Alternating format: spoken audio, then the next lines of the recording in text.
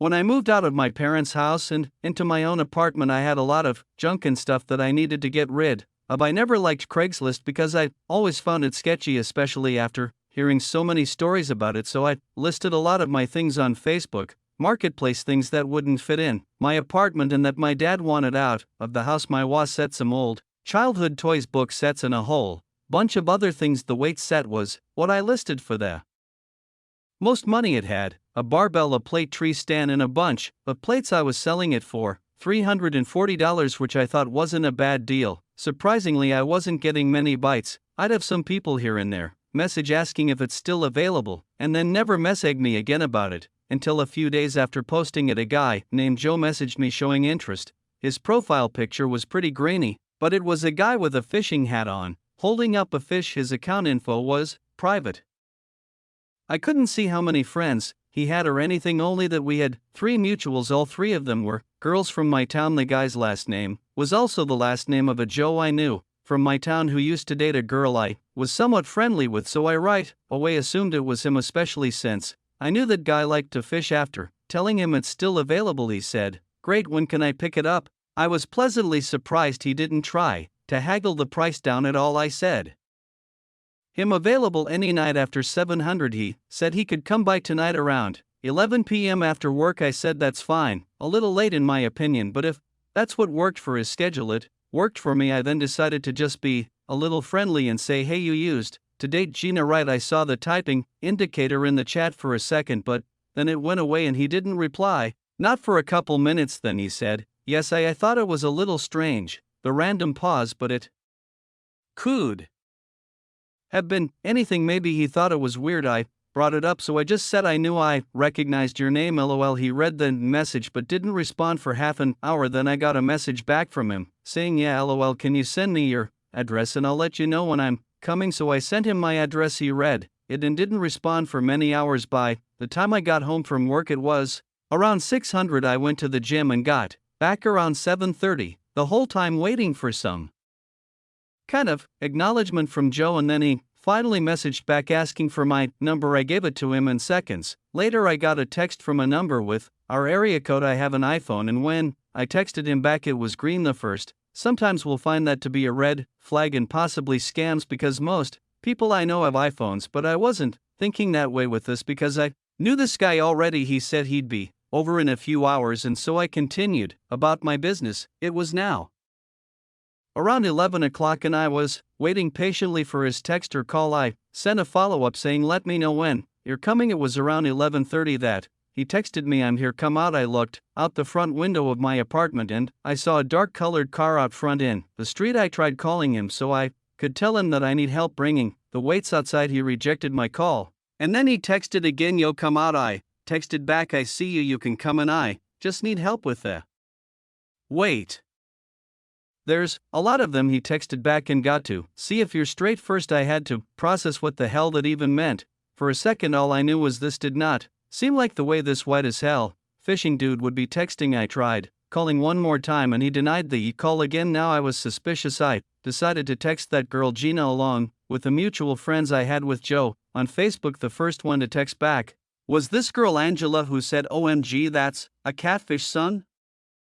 Was pretending to be him. When I asked why she added it, she said it must have been a different name when it added her. I looked out the window again and the car was still there. Someone was about to do something bad to me. I wasn't sure what or who or why. I had no way to contact the real Joe because he didn't seem to have any actual social media profiles, not public. At least I kept the door shut and locked and didn't respond any further. I turned off the light in the living room and kinked the blind just a bit, and I swear on my life there was a guy hiding behind one of the bushes in front of the house. I watched until the car outside honked its horn, and then I saw the guy in the bushes run to the car, and then the car sped off. Witnessing that, I didn't feel relief. I felt gut-wrenching fear, not only of what I just narrowly avoided, but the fact that those people now had my address. The Facebook profile was deleted the next day after a bunch of people reported it.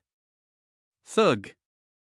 Though I think the people who made the account deleted it or deactivated it themselves. Joe himself confirmed he had nothing to do with any of that, and that someone must have been using his pictures and name to try and scam people in the area, though I'm not so sure it was someone trying to scam random people because days later I got this threatening text, "Hey yo, __, watch. You're back, we know where you live, keep trying to talk to my girl, see what happens, man, will you upright?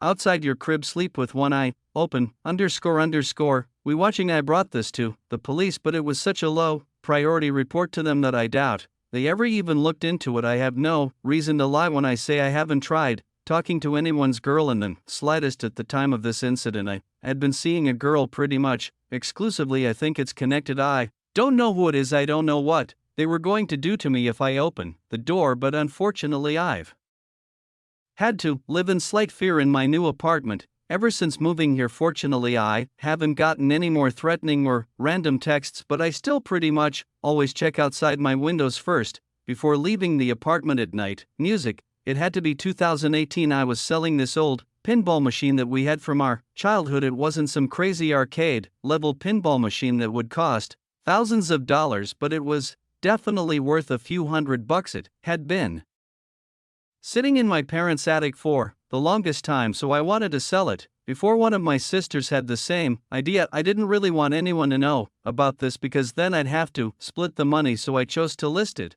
when my family was away on a trip that I couldn't go on due to work. I'm a bit of a sneak, I know, but you got to do what you got to do. My parents' house is on the really nice side of town, but not in a gated community. I put the pinball machine up on Facebook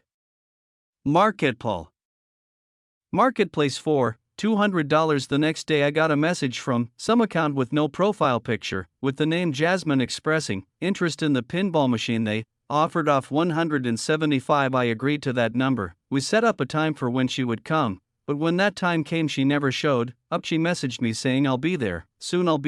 It was getting late now and I had work the next day. I asked her if she would be here by 11, the latest. She said 11:30. I asked if we could do this tomorrow instead, but she said she's already on her way, so I just stayed up a little later waiting. 11:45 rolls around, and she finally tells me that she's here. I went to the front door and saw there was a car out front. What I wasn't expecting was to see all four doors of the car opening and four people stepping out, one girl and three guys. I messaged her, are you here with people? At this point she wasn't answering her messages anymore. I watched as the four people approach my door. I kept the storm door locked. These three guys looked kind of big, and all four of these people looked like trouble. As they got close enough, I said, are you Jasmine? She said through the door, yeah. I said, I can't let all of you guys in my house. My parents are asleep. Obviously lying. Jasmine, or so she claimed her name was, tried opening the door yelling, what are you talking about? As she saw it was locked, she started knocking on the glass.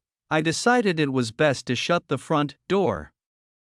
At this point I heard their voices yelling outside for a while and the doorbell ringing. I heard one of the guys, or maybe even multiple of them, yelling obscenities and insults at me through the two doors, making me only gladder I didn't let them in. These were not the kinds of people I wanted in my parents' house, especially when I'm alone. I realized this whole thing was an awful idea when I heard their voices laughing and yelling on the front stoop for like 10 minutes after I shut the door. I looked out my little brother's bedroom window upstairs, which is directly above the driveway, and I saw one of the guys pissing in the empty driveway. No cars in the driveway was not a good look. The girl yelled something directed at me as they finally started to walk away, but I didn't hear what it was. I just thanked the Lord when they drove away and I went upstairs to go to sleep. I was having trouble sleeping that night, though, thinking of the interactions so fully awake. A couple of hours after climbing into bed, I heard a crash from downstairs. It was unmistakably the sound of a window being shattered. I sprang up,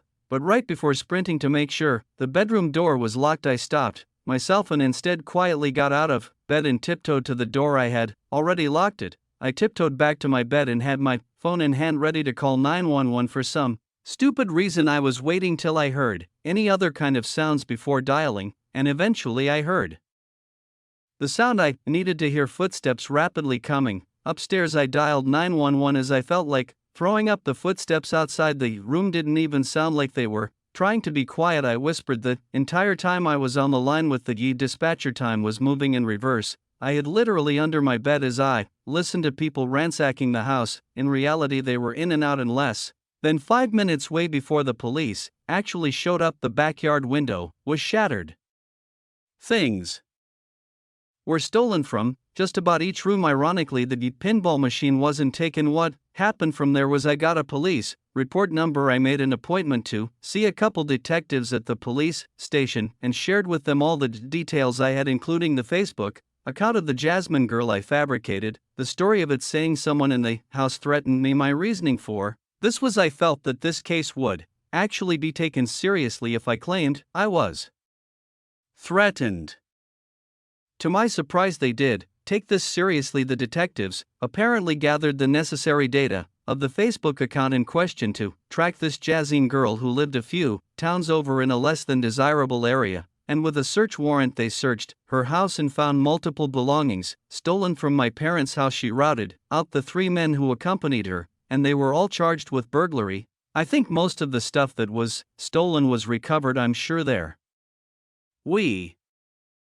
were some things that I wasn't aware of that were stolen that were never returned, but to this day it hasn't come up, so it's fine. I think by me claiming I was verbally threatened may have definitely helped make the detectives take this more seriously, but I could be wrong. My family was of course livid at first, but came to be understanding about it in the end. Music. I was searching Craigslist and Facebook Marketplace for a new phone. This was a long time ago, so it had to be like an iPhone 7 or something. Phones still had the home buttons back then. I found this listing for a phone. It was some generic looking post iPhone whatever for sale, new around $300. It was a really good deal for the time that I remember. He told me all the small details I needed to know, that it was factory unlocked, never opened and stuff like that. He sent me a video of the box too, still sealed. The guy whose name was Melvin seemed nice and easy to talk to over text. I got his number and we discussed a pickup point. His location on the Facebook ad was much closer to me, but over text he was telling me he was only there this morning and now he went about an hour north. I wasn't happy about this, but this was a really good deal and I didn't want to pass it up. I started asking a bunch of friends if they'd want to come on an adventure with me. Really, just way of making the chore of accompanying me for an hour drive seemed fun. My friend Martina actually agreed to come with on the promise that I buy her food for coming, so this Melvin guy sent me the address of a police precinct about an hour away, saying he only does deals in police precinct parking lots to avoid scams. I obviously had no problem with this. In fact, it made me feel a little more confident in this whole thing. I picked up Martina on the way around 8:30 at night and off we went. She being in the car and having someone to talk to made the trip more fun. It was also a Friday night, so afterwards we could go out and do whatever we wanted. When I got off the highway, we were about 10 minutes away and we found ourselves in a very secluded, quiet area. It seemed like a lot of different wooded areas, occasional buildings and houses, and then more woods. We got to the police precinct, and there was no one visibly parked in the parking lot besides empty police cars. Of course, we drove around the whole building a couple times and didn't see this Melvin guy who said he was in a black Ultima, so I decided to call him. He picked up and said he's having issues with his car on the side of the road and asked if I could come to him. He sent his location and I checked it. He was on the side of some random road with nothing on either side, and by nothing I mean woods. That's the kind of area we were in. He asked me to come help him jump his car. He had jumper cables. I said, yeah, I guess I can do that. I mean, we drove the hour to get there. I didn't want to just drive enough. Another hour for nothing. Martina was shaking her head the whole time I was on the phone. The guy said see you soon and hung up. Martina then basically screamed, no way, this is sketchy, we're going home. I told her, we'll just drive past the location he sent and see what's up. I did agree with her, though this seems incredibly sketchy. I just was very upset if we drove 2 hours for nothing. We did drive to the location, and when we got to it we saw the reflection of a car's front lights coming up on the pitch black road we found ourselves on. As we got closer I slowed down and it was in fact a black car, but we couldn't see anyone inside or outside of it. Mind you, it was very dark, but I feel like we would have seen someone's head on the inside or something. Martinez said to just keep driving, and I said I know. It was about the sketchiest thing I'd ever seen. A pitch black road between 2 patches of woods, no street lights, no other cars inside. A pretty convenient place to break down and have someone who's coming with a WT of cash to buy something from you come and meet. I drove right past it.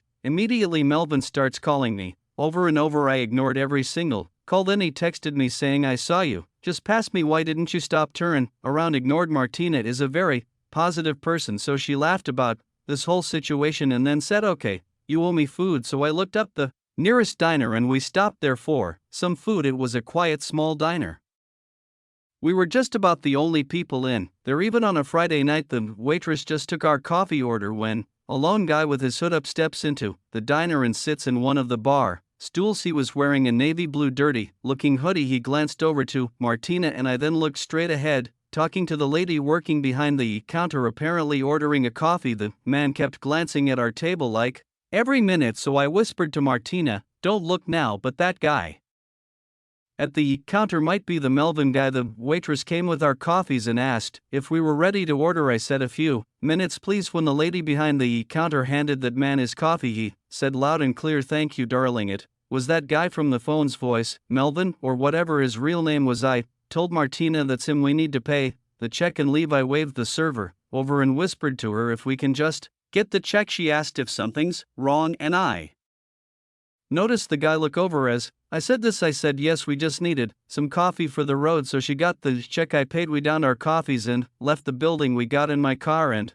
Martina said, "Oh my God, he's getting up." I looked into the diner and saw that guy leaving towards the door as quickly as possible. I drove us out of that parking lot and sped down the road, and yes, we noticed a black car in the parking lot. That could have been the one that we saw on the side of the road. I was driving too fast for him to have caught up. We got back on the highway and I was flying for a while until I got a low-tide tire pressure light come on. I knew instantly he slashed my tire. The PSI was going down fast, so to avoid damage I pulled to the side of the highway and parked it. I went out to confirm that my tire was slashed. I had to replace the tire with the spare, which took about 15 minutes. The whole thing was a disaster. And if you're wondering, yes, I still got Martina dinner that night. Now Martina and I look at it as a crazy story that we can look back on and tell people it's absolutely horrid, and know how close we were to walking into a